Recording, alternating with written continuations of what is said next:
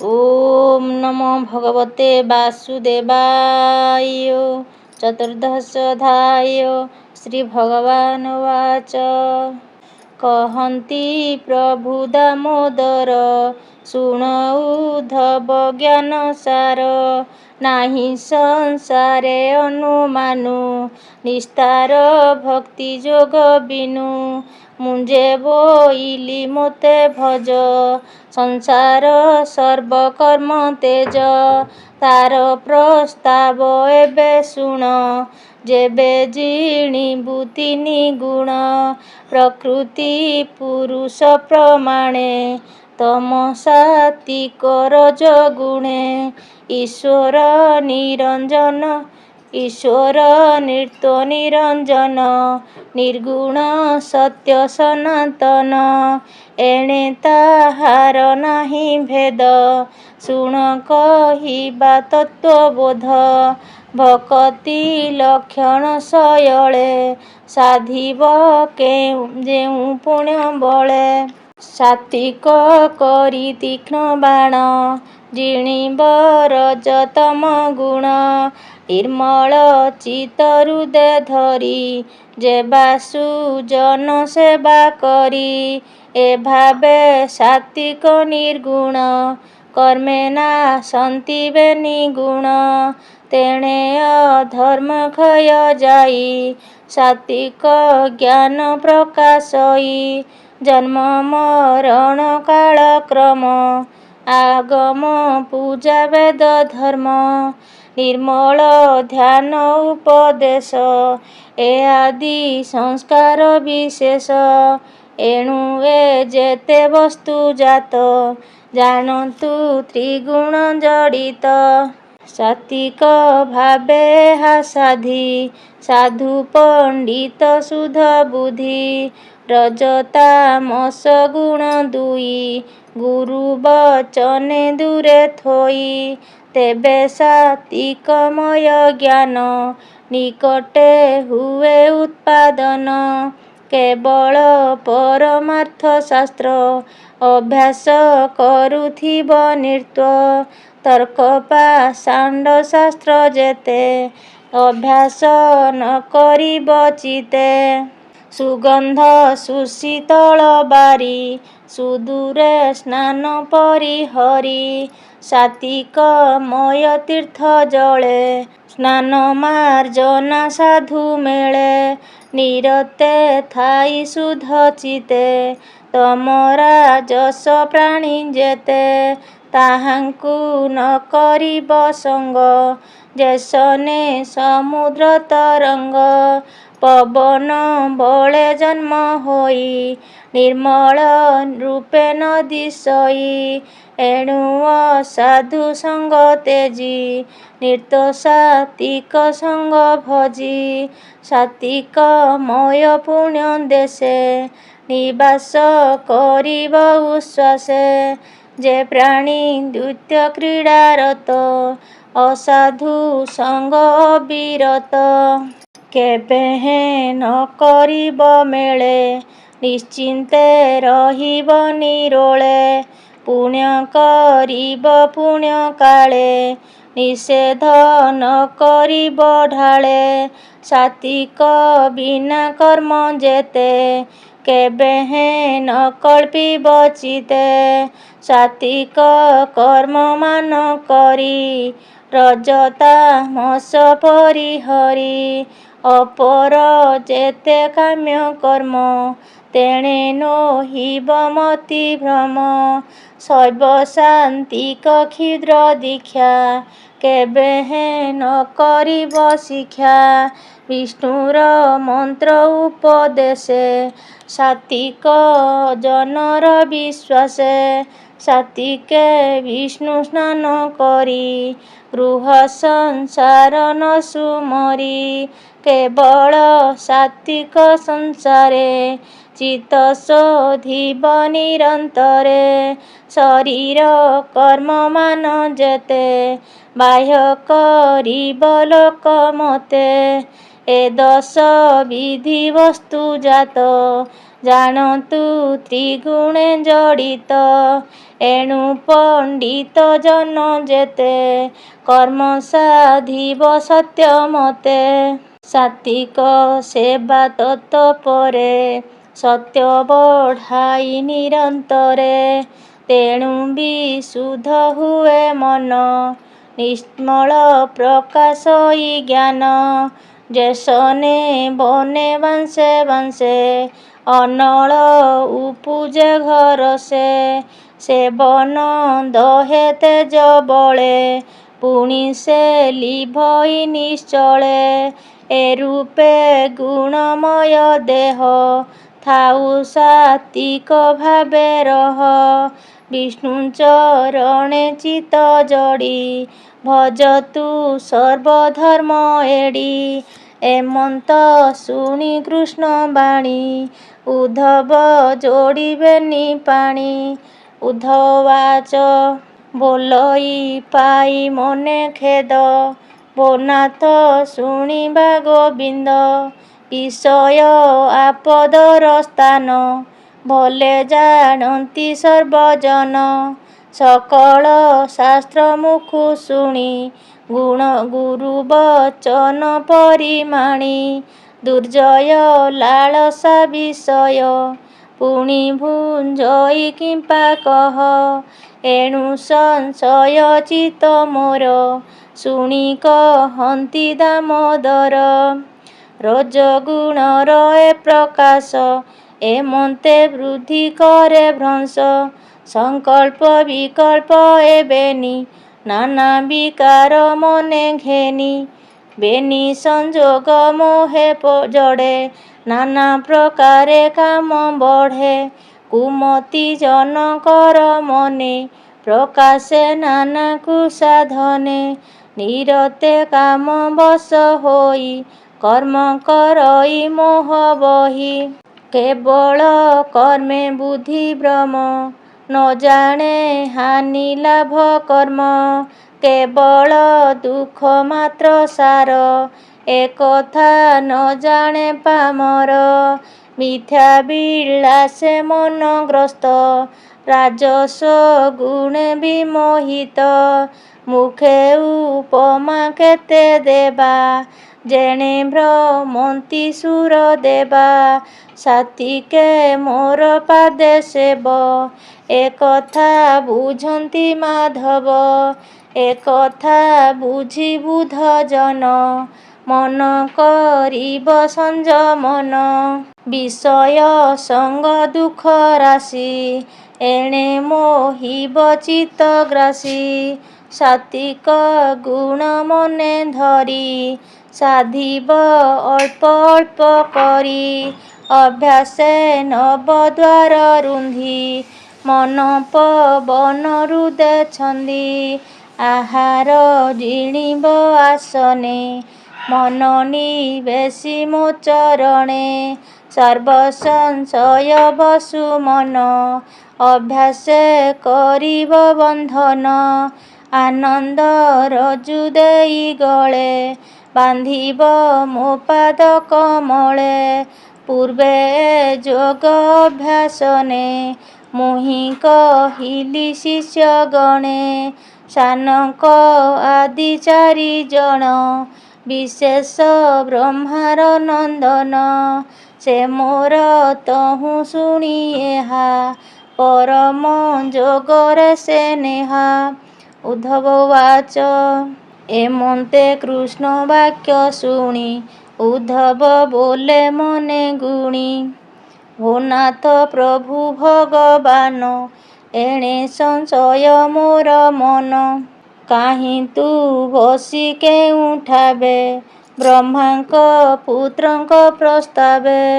କି ରୂପେ ଧରି ତୁ ଶରୀର ଯୋଗ କହିଲୁ ଦାମୋଦର।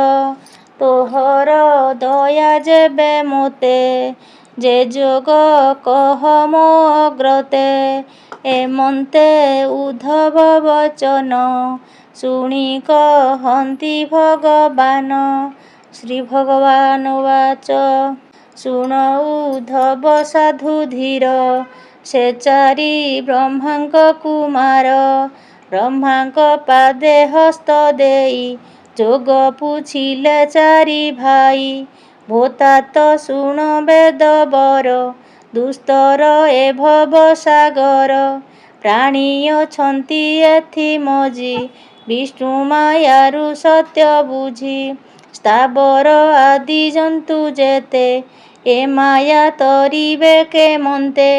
ପ୍ରାଣୀଙ୍କ ମନ ମାୟା ସଙ୍ଗେ, ନାନା ପ୍ରପଞ୍ଚ ସଙ୍ଗେ ରଙ୍ଗେ। ଲାଳସା ବିଷୟ ଗୋଚରେ, ଚିତ୍ତ ନିବେଶି ନିରନ୍ତରେ। ଏଣୁ ବିଷୟ ଚିତ୍ତ ଜଡ଼େ, କେବେହେଁ ସଙ୍ଗତା ନ ଛାଡ଼େ। ଅନ୍ୟନ ସଙ୍ଗେ ଚିତ୍ତ ବାଦେ, ପ୍ରଦେଶ କରି ଅନୁବାଦେ। ସେ ସଙ୍ଗ ତୁଟଇ କେମନ୍ତେ, କହ ପ୍ରସନେ ତାତ ମୋତେ। କି ରୂପେ ତହିଁ କି ଉପାଏ, ଭୋତାତ ପୁଛ ତୋର ପ୍ରାଏ। ପୁତ୍ରଙ୍କ ବାକ୍ୟ ଶୁଣି କର୍ଣ୍ଣେ, ବିଧାତା ବେଦ ଅନୁମାନେ। ପଶି ନ ପାରି ଦୁଃଖ ମନେ, ବସିଲା ନିଶ୍ଚଳ ଆସନେ। ସମାଧି କରି ଚିନ୍ତେ ମୋତେ, ସଂଶୟ ଜାଣିବା କେମନ୍ତେ। ବ୍ରହ୍ମାର ଧ୍ୟାନ ବଳେ ମୁହିଁ, ମିଳିଲା ହଂସ ରୂପ ହୋଇ। ବ୍ରହ୍ମାଙ୍କୁ ଦେଖା ଦେଲି ମୁହିଁ, ତକ୍ଷଣେ ମୋର ରୂପ ଚାହିଁ। ବେଗେ ବ୍ରହ୍ମାର ପୁତ୍ର ଗଣେ, ନମିଲେ ମୋହର ଚରଣେ।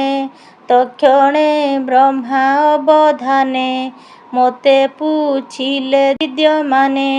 ଭୋ ହଂସ କାହିଁ ତୋର ଗ୍ରାମ, କାହିଁ ଅଇଲୁ କି ତୋ ନାମ। କିବା କାରଣେ କିବା ଅର୍ଥେ, ଏଥେ ମିଳିଲୁ ଶୂନ୍ୟ ପଥେ। ନିଶ୍ଚୟ ଜାଣିବା ଅର୍ଥେ ମୋତେ, ପୁଛିଲେ ବ୍ରହ୍ମଚାରୀ ସୁତେ। ତାହାଙ୍କ ପ୍ରଶ୍ନ ମୁହିଁ ଜାଣି, ଯାହା କହିଲି ପରିମାଣି। ଶୁଣ କହିବା ତୋର ଆଗେ, ଆତ୍ମା ପ୍ରସନ୍ନ ଅନୁରାଗେ।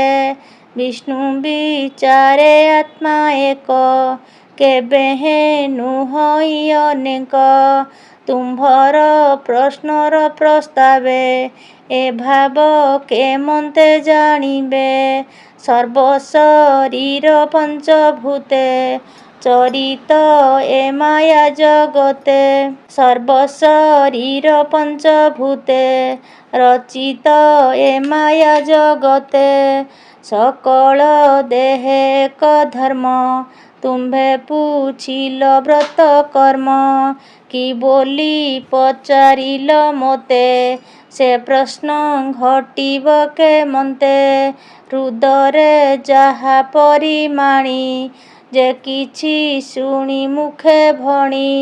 ଇନ୍ଦ୍ର ଗୋଚରେ ମନ ବୁଦ୍ଧି, ଯେ ଯୋଗ ବିଷୟ ପ୍ରସିଦ୍ଧି। ଏ ସର୍ବ ମୋହର ଆୟତ, ମୋ ବିନୁ କିଛି ନୁହେଁ ସତ୍ୟ।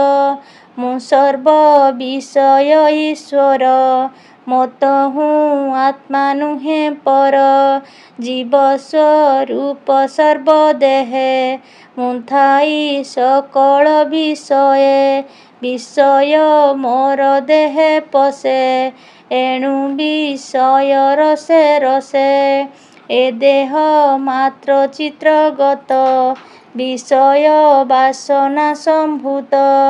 ଦୁର୍ଜୟ ବିଷୟ ବାସନା, କେ କରି ପାରେ ତା ଖଣ୍ଡନା। ବିଷୟ ସେବନେ ନିରତେ, ଚିତ୍ତ ମଜ୍ଜଇ ଅନୁବ୍ରତେ। ବିଷୟ ଧ୍ୟାନେ ଚିତ୍ତ ଜଡ଼େ, ତ୍ରିଗୁଣ ମାୟା ନୃତୋଚ୍ଛିଡ଼େ। ଏଣୁ ଯେ ମୋହର ଚରଣେ, ଆଶ୍ରା କରନ୍ତି ଦାସପଣେ। ସର୍ବ ସଂଶୟ ମାନ ତେଜ, କେବଳ ଭାବେ ମୋତେ ଭଜ। ମନର ବିଳାସ ଜଗତେ ଗଗନେ ବିଜୁଳି ଯେମନ୍ତେ। ଅତ୍ୟନ୍ତ ଅଟଇ ଚଞ୍ଚଳ ଯେସନେ ପ୍ରକାଶେ ଅନଳ। ଏକ ଏ ବହୁ ଜ୍ଞାନମୟେ ପ୍ରକାଶେ ବହୁ ରୂପ ପ୍ରାୟେ। ଅନିତ୍ୟ ସଂସାର ଗହନ ତୁ ଏହା ଚିତ୍ତେ ଅନୁମାନ। ଏ ସୃଷ୍ଟି ରହେ ସର୍ବଠାଏ ତୁ ଯେହ୍ନେ ବୁଲୁ ନାନା ଦେହେ। ଅନନ୍ତ ବାସନା ତୋହର ଆତ୍ମାର ସୁଖ ପୂର୍ଣ୍ଣ କର। ସକଳ ଚେଷ୍ଟା ପରିହରି ଆନନ୍ଦେ ସଂସାରେ ବିହରି। ଭକତି ରସ ମଦେ ଲୀନ ଜଗତେ ସିଦ୍ଧ ଯୋଗୀ ଜନ। କେବଳ ନିଜ ଦେହ ଚିନ୍ତି ଅଛି କି ନାହିଁ ନ ଜାଣନ୍ତି। ଅଦୃଷ୍ଟ ବଳେ ଏ ଶରୀର ଆଗମ ନିଗମ ବେଭାର। ଏଣୁ ଏହାର ଆଦି ଅନ୍ତ ନ ପଶେ ଜ୍ଞାନୀ ଯୋଗୀ ଚିତ୍ତ। ମଦ୍ୟପି ଯେହ୍ନେ ମଦ ଖାଇ ସତ୍ୟ ଅସତ୍ୟ ନ ଜାଣଇ। କେବଳ ସୁଖ ମଦ୍ୟପାନେ ଆନନ୍ଦେ ଘୃମିତ ଲୋଚନେ। ଅଛି କି ନାହିଁ ନିଜ ଦେହି ଉଭୟେ ମତ ନ ଜାଣଇ। ଜ୍ଞାନୀ ଏ ମନ୍ତ ରସେ ରସେ ସୁଖ ସମୁଦ୍ରେ ନୃତ୍ୟ ଭାସେ। ଶୁଣ ହେ ସନକାଦି ଜନ ତୁମ୍ଭେ ଯେ ବ୍ରହ୍ମାର ନନ୍ଦନ। ସେ ପ୍ରାଣୀ ବେନି ପରିହରେ ବିଷୟ ବାସନା ନ କରେ। ଭୂତ ଭବିଷ୍ୟ ବର୍ତ୍ତମାନେ ଏ ଜୀବ ଥାଇ ସର୍ବସ୍ଥାନେ। ବସଇ ସକଳ ଶରୀରେ ଏ ସତ୍ୟ ଅନ୍ତର ବାହାରେ। ସର୍ବ ଶରୀର ନିରପେକ୍ଷ ମୋ ରୂପ ଦେଖିବ ପ୍ରତ୍ୟକ୍ଷ। ଅନାଦି ଅବିଦ୍ୟାରେ ବନ୍ଦୀ କର୍ମ ବାସନା ବଳେ ଛନ୍ଦି। ସତ୍ୱାଦି ରଜ ତମ ଗୁଣ ଏ ମାୟା ଦେହର କାରଣ। ମୋର ଚରଣେ ଚିତ୍ତ ବଳେ ନିବେଶି ସମାଧି ନିଶ୍ଚଳେ। ସକଳ ଚିତ୍ତ ଦୃଢ଼ କରି ବିଷୟ ରସ ନ ସୁମରି। ବ୍ୟର୍ଥେ ଅହଙ୍କାରେ ମନ ଜୀବନ ସଂସାର ବନ୍ଧନ। ମାୟା ସଂସାର ଘୋର ରଣେ ଏ ଜୀବ ଭ୍ରମେ ଅକାରଣେ। ଏଣୁ ପଣ୍ଡିତ ସାଧୁଜନ ମୋ ଦେହେ ଦେଇ ବୁଦ୍ଧିମାନ। ସଂସାର ଚିନ୍ତା ଦୂର କରି ଚିତ୍ତେ ମୋ ଚରଣ ସୁମରି। ଯାବତ ନାନା ଭ୍ରମ ଚିତ୍ତେ ଏ ଜୀବ ଭ୍ରମଇ ନିରତେ। ତାବତ ଘୋର ଦୁଃଖ ମନ ଜାଣି ନ ଜାଣି ମୂଢ଼ ମନ। ଏମନ୍ତ ଅନୁମାନ ଚିତ୍ତେ ସହଜ ଦୁଃଖ ସୁଖ ପଦେ। ତ୍ୟଜିବ ହରଷ ବିଷାଦ ସଂସାର ବାସନା ପ୍ରମାଦ। ଧର୍ମ ଅଧର୍ମ କୂଟ ବୁଦ୍ଧି ଏମାନ କାଟୁ ଚିତ୍ତ ଶୋଧି। ସାଧୁଙ୍କ ମୁଖାଗତ ଧ୍ୱନି ଜ୍ଞାନ ଖଡ଼ଗ କରେ ଘେନି। ଗୁରୁ ବଚନ ଅନୁରାଗେ ଚିତ୍ତୁ ବଡ଼ିମା କାଟ ବେଗେ। ଚିତ୍ତୁ ସଞ୍ଚୟ ଗ୍ରନ୍ଥି ତେଜ ସେବକ ଭାବେ ମୋତେ ଭଜ। ପରମ ବ୍ରହ୍ମ ଯୋଗ ମାର୍ଗେ ଭାବେ କହିଲୁ ତୁମ୍ଭ ଆଗେ। ସର୍ବ ଆଶ୍ରୟ ଯେଣୁ ମୁହିଁ ଯଜ୍ଞେ ସକଳ ହୋମ ଖାଇ। ଏଣୁ ମୁଁ ସର୍ବଯଜ୍ଞପତି ମୁଁ ସାକ୍ଷ୍ୟ ରୂପେ ସତ୍ୟବ୍ରତୀ।